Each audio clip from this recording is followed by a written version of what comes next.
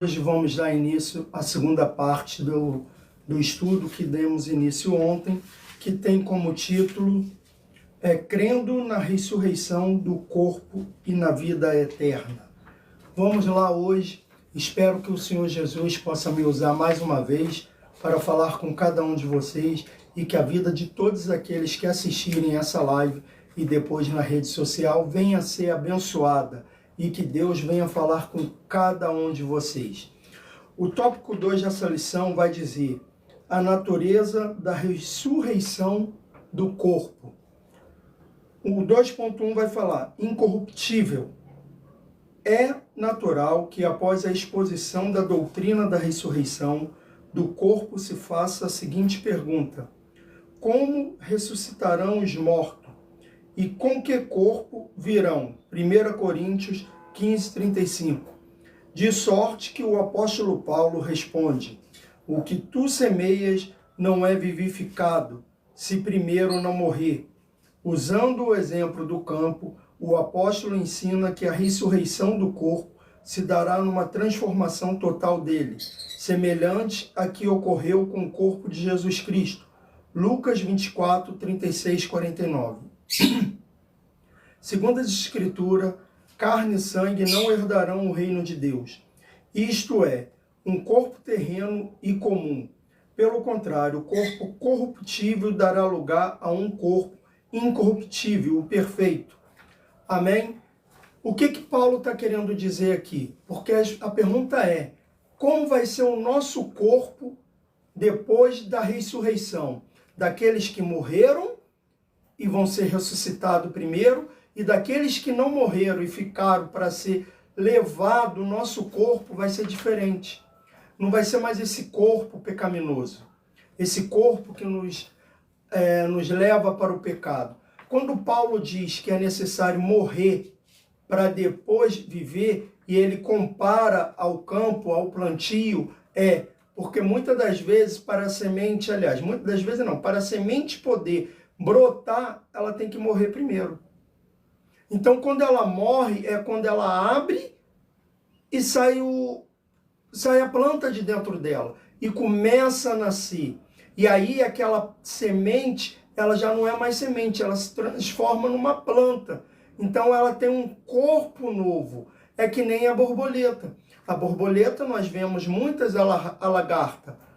E detalhe, a lagarta, ninguém gosta da lagarta.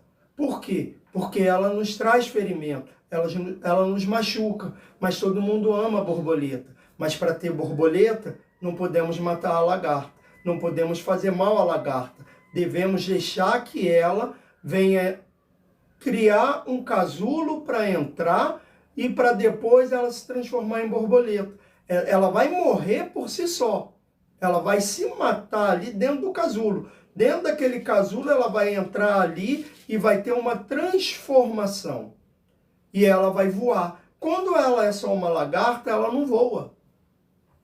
Claramente. Mas quando ela entra para dentro do casulo, passa um tempo ali, ela se transforma numa linda borboleta e sai voando para os céus. Então é dessa forma que o nosso corpo vai fazer. O nosso corpo vai passar como se fosse um casulo. A gente vai entrar como se fosse um casulo, jogar esse corpo corruptível fora, e quando aquele casulo se abre, nasce um corpo incorruptível, aquele que não tem pecado, aquele que não vai ser corruptível a nada. Então é dessa forma. Precisamos morrer na carne e no sangue para vivermos no espírito, porque somente dessa forma herdaremos o reino dos céus.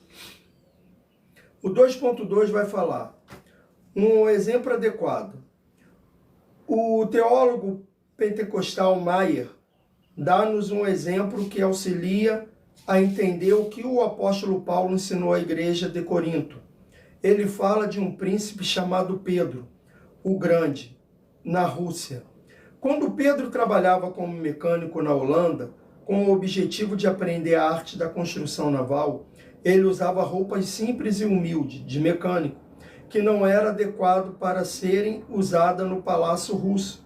Entretanto, quando voltava ao seu palácio, tornava a vestir os trajes reais, enfeitado de joia, ou seja, vestia-se dignamente para exercer a função real. Então, o que acontece aqui? Quando nós estamos vivendo nesse mundo, nós temos um corpo corruptível. Um corpo que é adequado para esse mundo que nós vivemos. Mas quando nós morrermos e ressuscitarmos novamente para viver na glória, não vai ser mais esse corpo. Vai ser um corpo adequado para que a gente viva na glória junto com o Senhor Jesus. Porque quando o Senhor Jesus subiu aos céus, ele já não estava mais no corpo carnal. Ele voltou à sua forma real. Lembra, Jesus ele se fez homem, ele se fez carne, ele viveu aqui na terra como um homem. E quando isso aconteceu, ele estava vestindo as roupas, o corpo humano, um corpo que é de carne e osso, de sangue, corruptível, um corpo que se machuca, um corpo que nos faz sofrer. Mas quando ele morreu e ressuscitou, ele já veio com as roupas reais, com o corpo real, o corpo que vai fazer, que fez ele subir aos céus para viver novamente na glória, ao lado do Pai. E é dessa forma que vai acontecer conosco. Nós vamos ser ressuscitados com um novo corpo, que não é aquele corpo para vivermos aqui na terra, mas sim lá no céu com o Senhor. O 2.3 vai falar, glorioso. À luz do exemplo descrito por Maier, o nosso corpo atual é castigado pelo sofrimento da vida, pelo cansaço e muito limitado. Um corpo natural que habita um mundo igualmente natural e imperfeito, e que resulta numa existência imperfeita. Mas um dia teremos um corpo próprio para habitar a dimensão de Deus. Um corpo glorioso, digno de vermos o Senhor face a face, pois a nossa cidade está nos céus, donde também esperamos o Salvador. O Senhor Jesus Cristo, que transformará o nosso corpo abatido para ser conforme o seu corpo glorioso, segundo o seu eficaz poder de sujeitar também a si todas as coisas. Filipenses 3, 20 e 21. Então, é o Senhor Jesus que vai nos dar o direito de adquirirmos esse corpo glorioso para podermos ficar no céu e vê-lo, conhecê-lo face a face. Conhecer de presente ali, ó. Não só conhecer como nós conhecemos hoje, através da palavra, através da oração, que hoje nós não o vemos face a face, nós o sentimos. Nós sentimos a presença de Deus, a presença do Espírito Santo, a presença do nosso Senhor Jesus Cristo em nossa vida. Mas a gente não vê Ele face a face. Ele se manifesta para nós de várias formas, mas face a face, somente quando Ele voltar dos céus e levar os seus com Ele, e aí nos levar, o nosso corpo vai ser transformado gloriosamente como o dele foi, após também a sua morte e ressurreição. Porque enquanto ele estava aqui, o corpo dele era um corpo natural, como o nosso, que nos faz sofrer. Se a gente está andando, bate ali, vamos supor, a gente sempre fala, o dedo mindinho ali vai doer. É isso que vai acontecer. Se a gente tem um corte no corpo, dói. Então esse corpo que nós estamos usando hoje, ele nos traz dor e sofrimento. Mas o corpo que o nosso Senhor Jesus Cristo vai nos dar para que a gente venha aos céus, está com Ele na cidade que nos pertence, que não é essa aqui, mas sim a celestial, esse corpo não vai nos fazer mal nenhum.